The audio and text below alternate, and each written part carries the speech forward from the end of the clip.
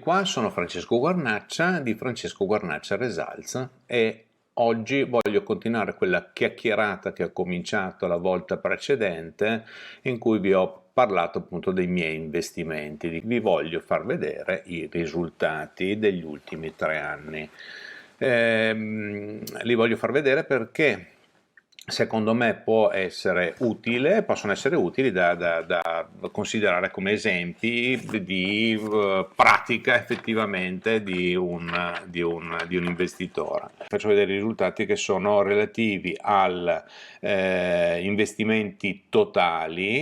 Considero separatamente quella parte del 25% di trading che io faccio seguendo appunto il metodo di Rule One Investing.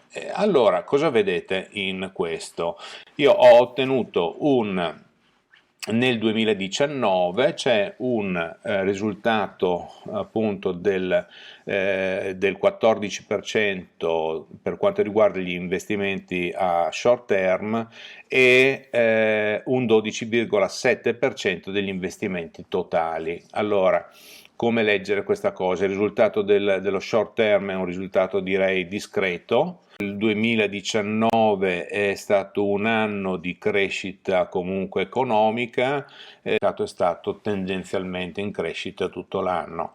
Per quanto riguarda gli investimenti, la parte di investimenti a lungo termine che ho fatto, ho avuto la possibilità, perché si trovava a un livello di prezzo interessante, di comprare appunto all'epoca era Fiat Chrysler, e ho comprato anche delle azioni in America, appunto come avevo accennato, della GI3 e della Signet Jewelers.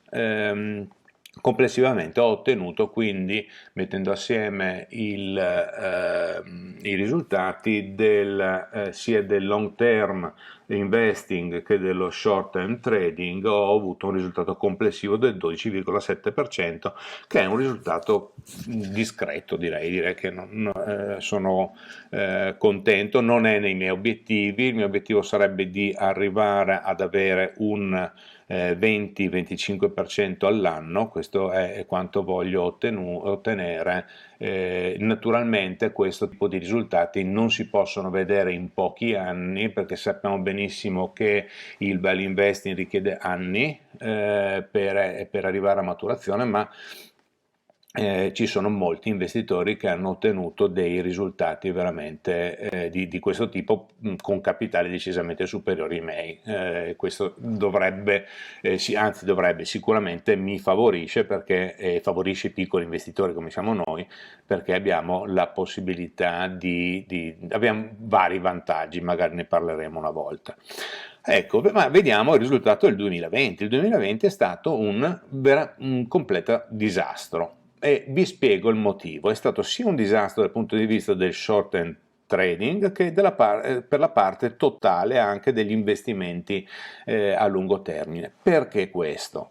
Ebbene, nel 2020 lo sappiamo benissimo, c'è stata la famosa crisi lampo che è scoppiata nel febbraio con il problema del Covid, la pandemia era scoppiata, non si sapeva che cos'era, i mercati sono caduti nel modo più rapido che si sia mai registrato nella storia della borsa. Un mese e mezzo scarso c'è stato un crollo, parlo dello Standard Poor's 500, un crollo del 35%.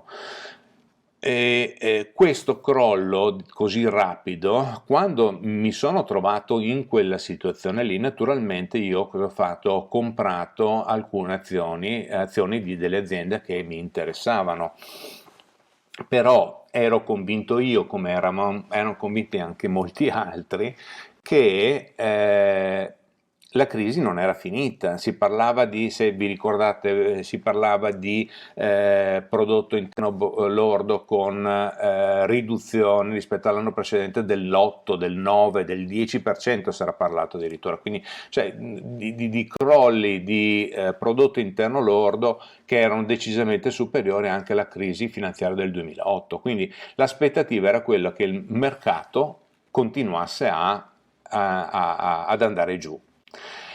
è stata il mio errore. Perché? Perché ho dato troppo per scontato, in effetti, che il mercato tornasse giù. Cosa è successo? Quando il mercato è rimbalzato in marzo, ha cominciato a salire e io cosa ho detto? Ho fatto una cosa che non va più fatta e ho fatto un po' ho fatto lo speculatore. Cosa ho fatto? Visto che i prezzi delle azioni che avevo comprato erano saliti, ho venduto perché ero molto ma molto confidente che ci sarebbe stato un ulteriore crollo, quindi le avrei ricomprate ad un prezzo ancora inferiore di quello precedente. Ho fatto e ho impostato anche delle trade su questo presupposto. Ripeto, non sono stato l'unico e ce ne sono stati molti altri. Certo che questa presunzione di capire come il mercato andava è stata è stato il punto, il tallone d'Achille dell'anno scorso, e questo mi ha portato purtroppo a portare avanti delle posizioni che ho dovuto chiudere, limitando i danni ovviamente, però chiudendole in perdita. Quindi l'anno scorso, che poteva essere un'occasione per in effetti fare anche un profitto decisamente alto, per me è stato la dimostrazione che non bisogna mai fare previsioni, uno, e avere la presunzione di sapere come andrà il mercato, perché nessuno lo sa. Questa è stata una dura lex che ho imparato l'anno scorso. Nel 2021, quindi l'anno scorso, il mercato è stato tendenzialmente in crescita con qualche piccolo movimento in giù, però pure è cresciuto del 27%, eh, e tutte le borse hanno avuto risultati molto positivi. Anche qui inaspettatamente, perché ci sono tutta una serie di considerazioni che fanno vedere una instabilità e una fragilità del mercato, però questo è quanto è successo.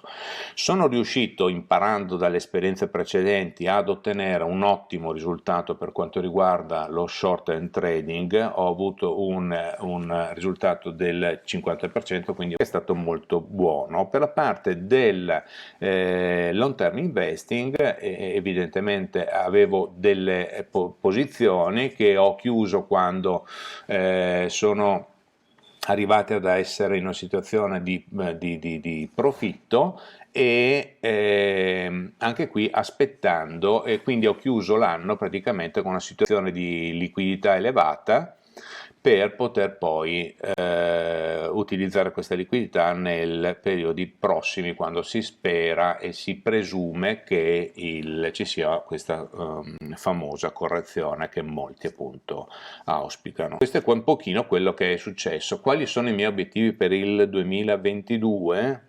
Ok, allora consideriamo prima di tutto che per la parte del trading non mi aspetto di avere un risultato di questo tipo. Un 50% è veramente un risultato eccezionalmente positivo, anche troppo se vogliamo, comunque ben venga.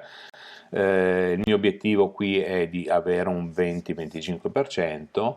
Sulla parte degli investimenti a lungo termine spero di poter avere la possibilità di utilizzare la liquidità che ho per comprare delle azioni.